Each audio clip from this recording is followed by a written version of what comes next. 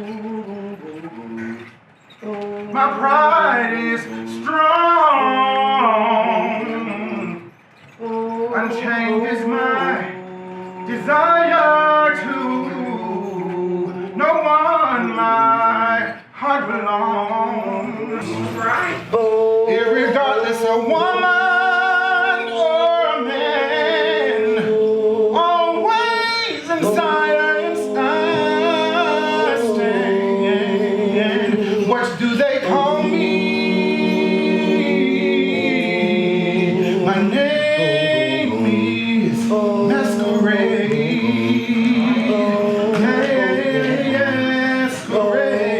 Masquerade. My queer has down. My praise is strong. I yearn for flesh like my own, but the church is where I belong. My church says I'm not a saint, but my God, thou hast not yet forsaken. Now what do they call me? My name is Church Queen. I'm a church queen.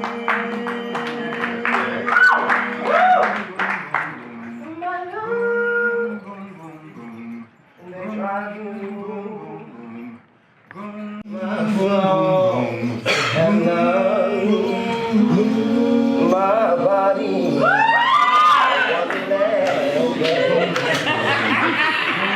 Tell you get lost.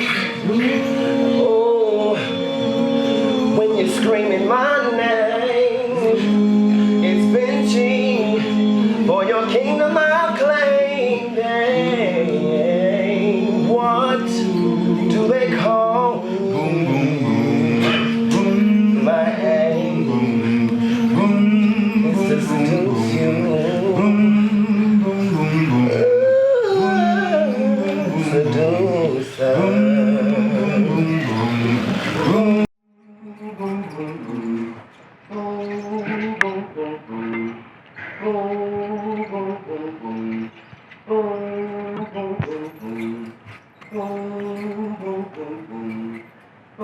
My queer is loud. My pride is big. Yes. My Reed's mother Whitney will be pleased. My shade, like any clean, I'm awfully messy with the tea. Oh, don't come for me, 'cause I keep the receipt.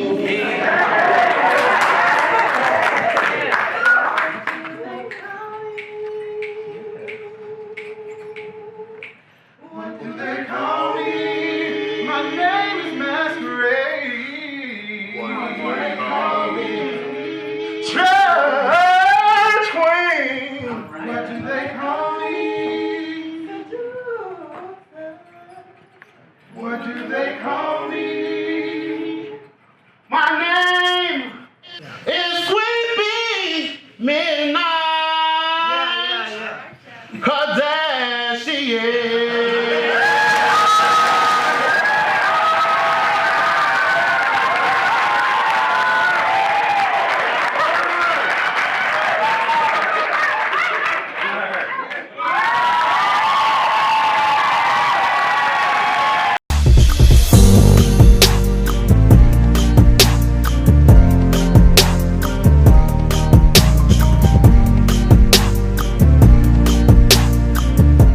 Actually for color games, the one I'm in. Tell me why.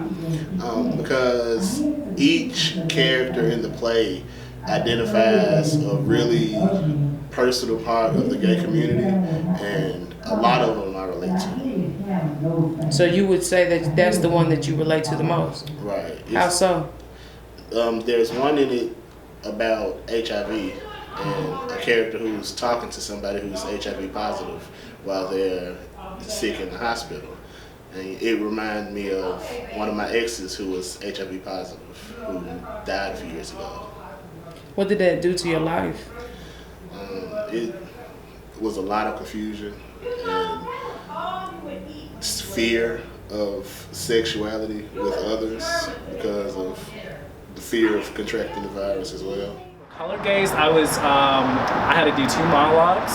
One monologue that basically discussed my relationship with my mother and how being gay has affected that, and how it kind of goes into terms of suicide and stuff like that. And I think in the gay community, suicide is very prevalent in that community. I've even had instances with suicide, so I felt I related to that monologue very well. And even the monologue involving the gay community with HIV and AIDS, that one I fully related to, because as Black gay men, HIV and AIDS is very high in our culture, so we have to be very careful about being sexually active. And sometimes we even question our sexuality because we don't want to live our entire lives in fear of always being able to contracting the virus and getting the virus and having to live this life of just, it's gonna eventually catch up with me. And I felt I related to that very well, because I get scared sometimes whenever I'm sexually active. I get scared even if I do use protection, even if I am safe with my sex partner. It gets very scary because you worry about what if they're lying, what if this isn't right, what if something happens.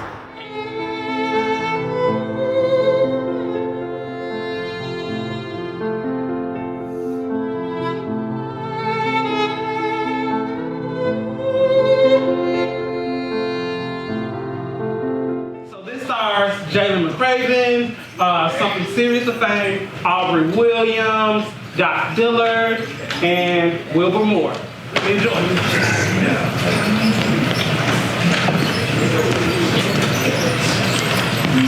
I'm outside Hickory Hill.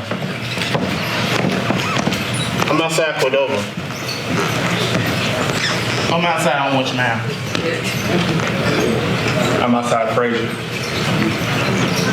I'm outside Watavia. And this is for Color Gaze. This is for Color Gaze. This is for Color And Gaze. this is for Color Gaze. The first time you cut me scarred the worst. I'd exposed my insides to you. My mother. Yet you dismissed me with a quick, as long as you don't get AIDS, a sudden jab that barely cut the skin. No blood was lost. The sharp remark slid deeper and deeper as long as you don't walk like a girl. Clean, precise incisions that barely broke open where intended. You sliced through scabs, spots where I had callus hardened by the butchering. I grew numb to the hemorrhagic being. Nip and chop was all I knew as long as you don't walk like a girl.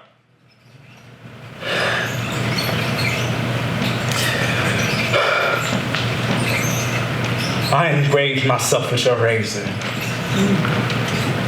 Never ruthless enough to shake the blade into you. Pierce your soul straight into the bone. Strike directly at your jugular. Like mother, like son. Swing my own pointy edged weapon. Leaving raw pounds of your flesh on the floor. Allow crimson droplets to mature into pints. Watch you bleed out. I beg you to make your wounds mortal. Don't simply nick me enough that I just feel it. Scream out that I disgust you if you truly love me. Please, jam the knife through my heart. It's more humane than another gash into my neck. When he walks into a crowded club, something thumps inside of everyone. Male, female, gay, straight, his swag is undeniable. Sounds like a man, looks like sex, tastes like heaven, feels like love. I delight in the eyes that penetrate me, undress me. Desperate to view what's underneath, The versatility of my masculinity makes me anyone you want. I represent that dude you liked on the basketball team, your sister's boyfriend that you had a crush on, or that boy that called you a faggot on the playground. A deliberate temptation. I desire to be unforgettable. A sacred lustful memory. A wound to every man arrogant enough to want me. I am the rapper, shirtless models and gay pride ads. Boys with dick pics and ass shots. Stripping for a payday of sweaty ones. Eating ass and cocoa dorms to pay rent. Turning $10 tricks for the next meal. Taking raw dick for a night in a warm bed. Who never get heard, but only seen. Pretty faces that disguise pain. Chiseled chests and abs layered over broken hearts and fragile spirits. Muscles that provide strength and comfort to others, but weigh us down. To believe our work is purely essential. I apologize. Let you inside of me. Said so good, I shouldn't have to fuck for free. My body in exchange for phone bill money, rides across town, dime bags. You call me daddy, son, baby, poppy, nigga, not knowing. I have no idea how to be any of those things. I hate it when niggas be like, I'm not gay like that. Are you out? Mask or film? I'm not gay like that. 0.03 miles away. 6'2".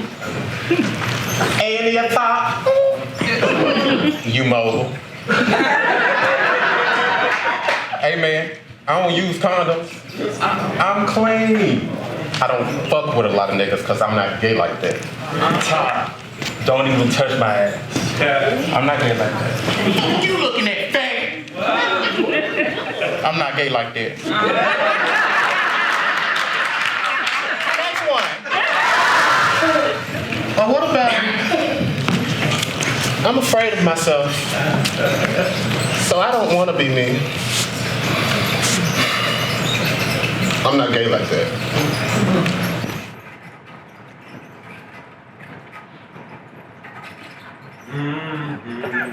I've always been a good Christian boy. And like many good Christian boys, I love angels. Angels in three-piece suits and plaid bow ties. Angels who carry Bibles like sequins. Angels with neatly trimmed haircuts and meticulous attire. Angels who can make you holler in tongues when you come. Our silence protects our power. Gay, straight, bisexual, these words carry too much weight, and angels need to soar. Us angels gathered in a pay-by-the-hour motel. The mattress is the divine altar of worship. It's our Eden of lust and pleasure, a shadowy sanctuary parting our sins from life. And far from the confines of scripture and the wrathful eyes of the Lord, 12 hot hands kindle skin like fire and brimstone clouding in God's people. Carnal desires enmesh to form one celestial being. The temperature rises here in hell's attic. Marinating angels in mutual ritual congregation, attempting to reach a spirit higher than the Holy Ghost, we rejoice. Amen! In an orgasmic moan. The pungent taste of secular flesh still lingers. It's as intoxicating as the aroma of decayed purity. And our indulgence in this hollow affection relieves us from our masqueraded saints. And angels clip our wings to partake in a solace that requires no dedication and offers no absolution.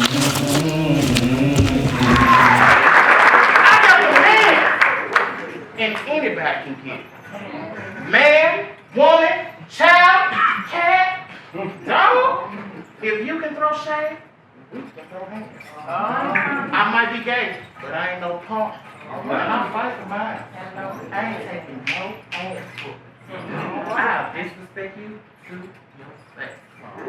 You talking slick on Instagram? Bull. You trying to play with my money? Bull. You trying to talk to my man?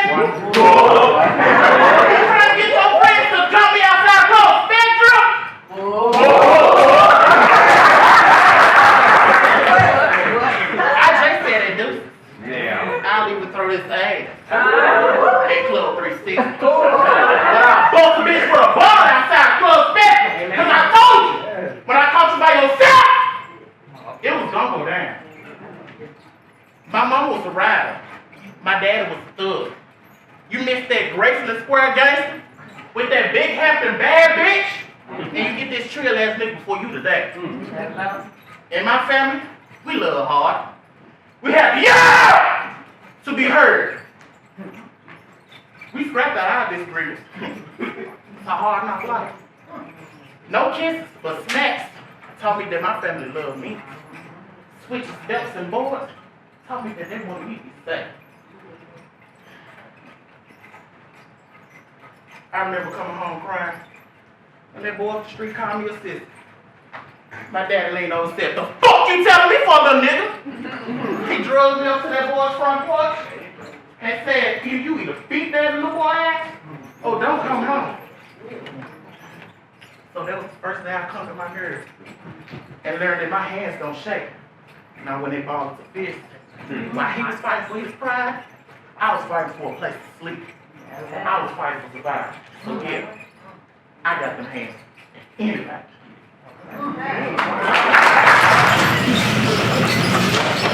With empathetic eyes, pupils bowed, round and glazed in compassion, I told him, "You're so lucky.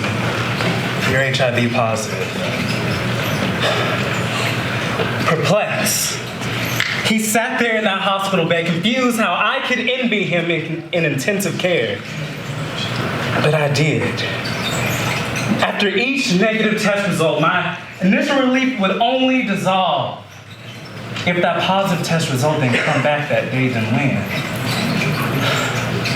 A black gay man has a better chance of contracting the virus than staying out of college, than going to jail, than finding real love. I refused to be arrogant enough that I'd cheat the odds. So I tensed at every touch, closed mouths at every kiss, never exhaled at an embrace, panicked at every cough or scab because every sexual encounter could be fatal. Every lover a potential mass murder. I needed to let go. Allow some icy-hearted lover with lips coated with lies to kill me softly. Just pierce me with your lethal 9 inches. Pump me full of venom. Just fuck me to your final resting place. I crave the world without limits. A love without latex. Real and raw. Spit on the hands, go to town, back alley backseats. Hell, just hit it from the back.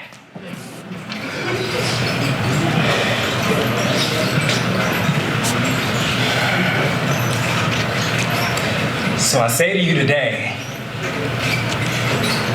with empathetic eyes, pupils bowed, round and glazed in compassion,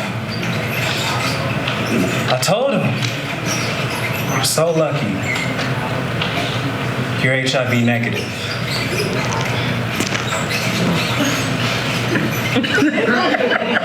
How many people have I had sex with?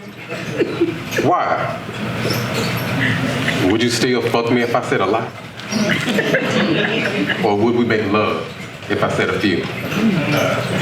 As I calculate my own worth for you, fractions for the time Fred couldn't get it up. Subtract the time the same as mom came home early from work.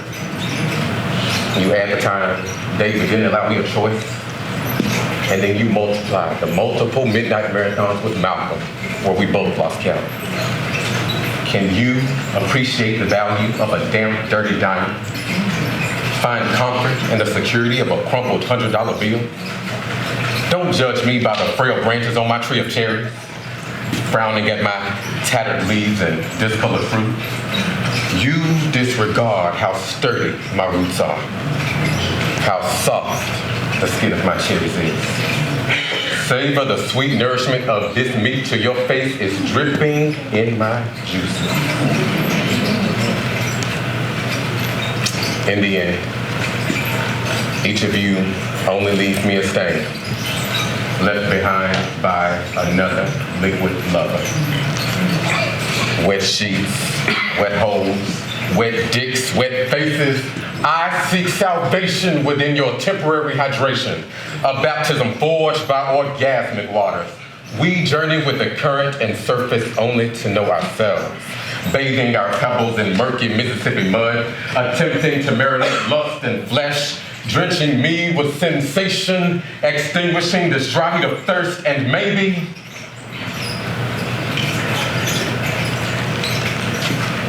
quenching my loneliness. Everywhere I go, he's the limp-wristed waiter sashaying over to our table. He is the effeminate cashier, or maybe even the church choir alto, disguising his falsetto in a mock baritone. He's that scraggly teen, camouflaging his swish with fitted hats and Nikes, humming Beyonce while the other boys nod to Jay-Z. He is the other sissy in the room. The queen and me clocks the queen and him. Yet we don't exchange pleasantries.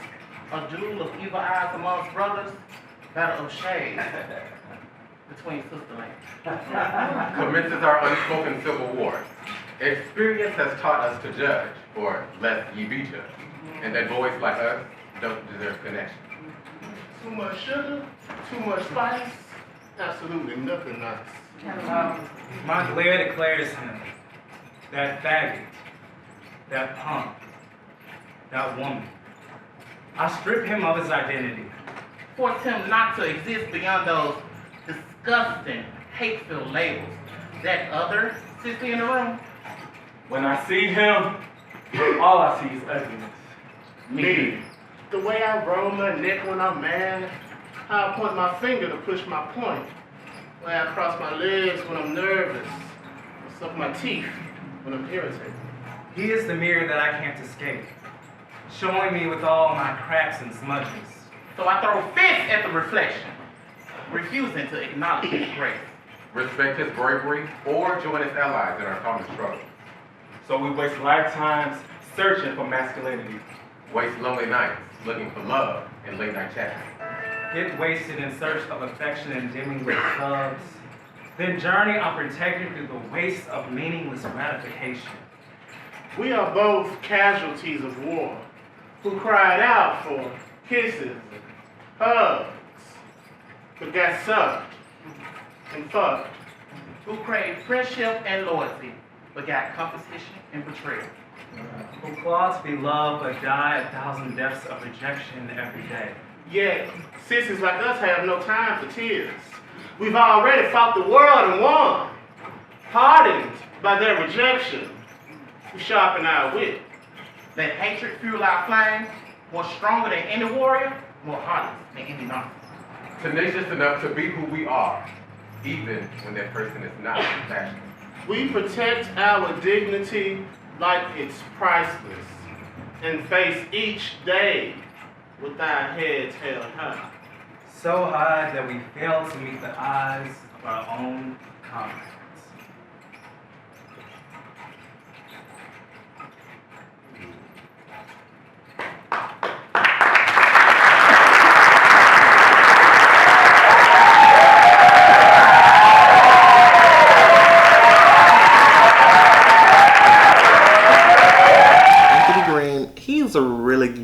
He's a really great guy. He's funny too.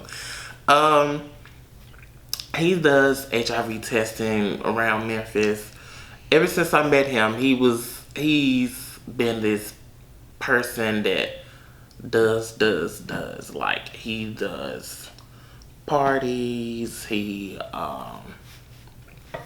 a very encouraging person. He does poetry. He's just an all-around type positive person. I love him. I can come to him and tell him any and everything, and I know it's gonna be sealed, HIPAA, whatever. He's just a real great person. I would look up to him. I look up to him. It's a dream, really. Me and Anthony go way back, and it's been almost 10 years since I've stepped foot on the stage. So I'm glad to be back and glad to be performing something that was written by a really great writer. I remember back in about middle school, I had this really nice pastel Easter suit or whatever, and I went to check the mail. And these group of like dudes drove past, and they was like, "Look at that faggot in that big old orange suit." And I thought I was really looking good, but like after that moment, I never wanted to feel beautiful. That's like actually a line in one of the plays. But I never wanted to feel like beautiful again, because once I felt that I was like feeling good and confident about myself, that's what they saw. That they saw this ugliness, and I do see that recurring theme come up in a lot of the plays, how to like overcome that. And I guess my biggest takeaway that I would like for young people to take from the Black Box is to not apologize for existing with all of your cracks and flaws and smudges. We are all out there.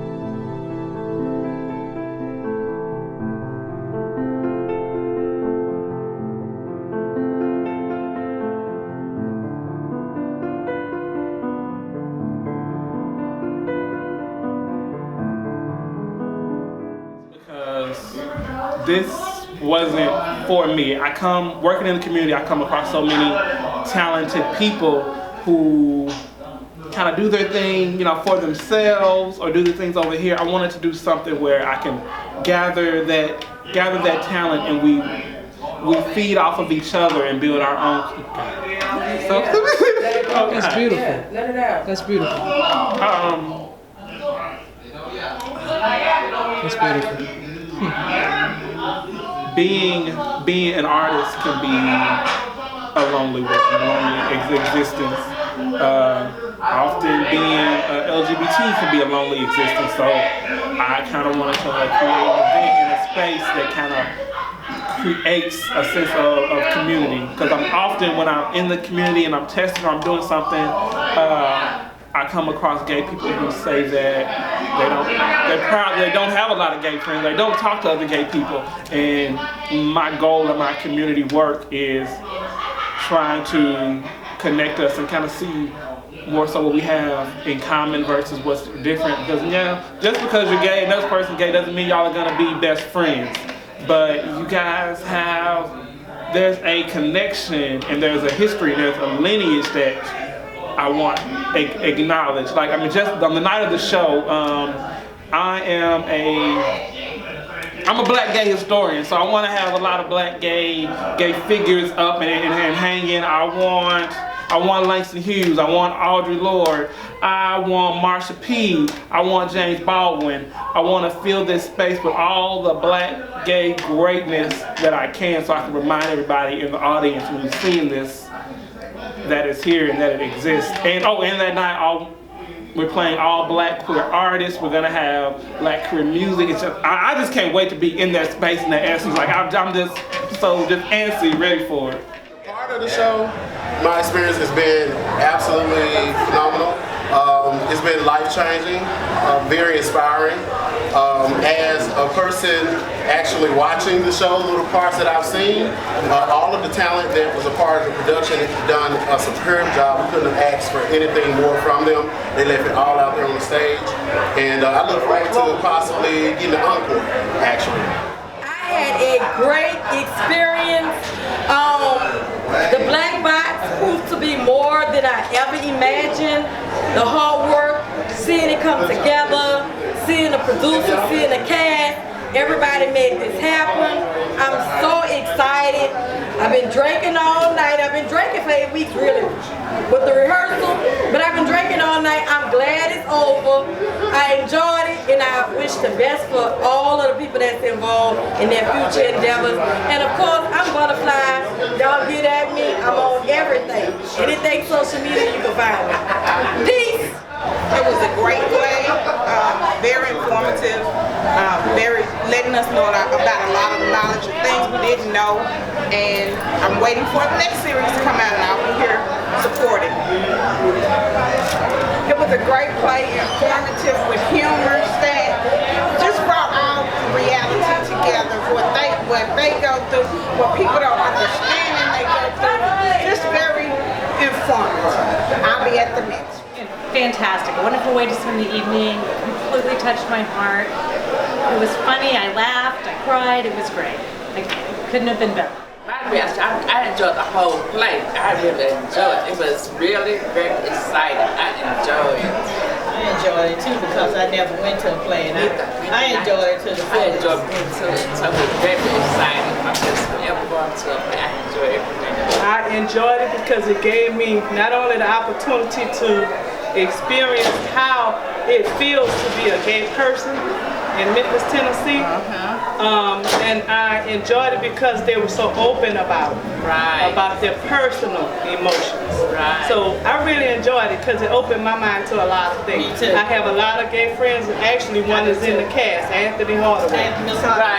Ladybug. Yes. But it still gave me the opportunity to see it from a different angle. So I thought it was awesome, and I will be coming back for the next show. I will.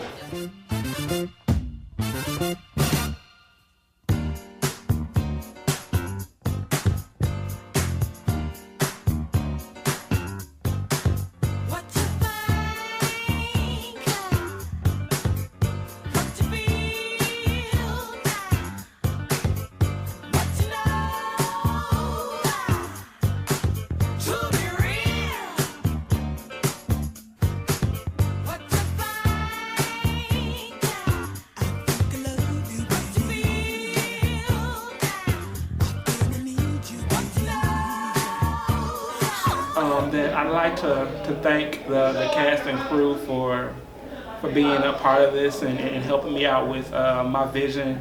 I'd like to thank Claire for donating me this beautiful space. 'Cause everything I do is always free. I don't charge anything. So, and I just rely on for like donations, people donating food or donating the space, donating their time, and I'm just blessed. I'm just blessed, so I like to try to be a blessing for others, because when people are going through things and then they come into this space where you're not ashamed to be black and gay, where it's like, wow, cool, it's where you're embraced. I want to give people that embrace. So yeah, that's it.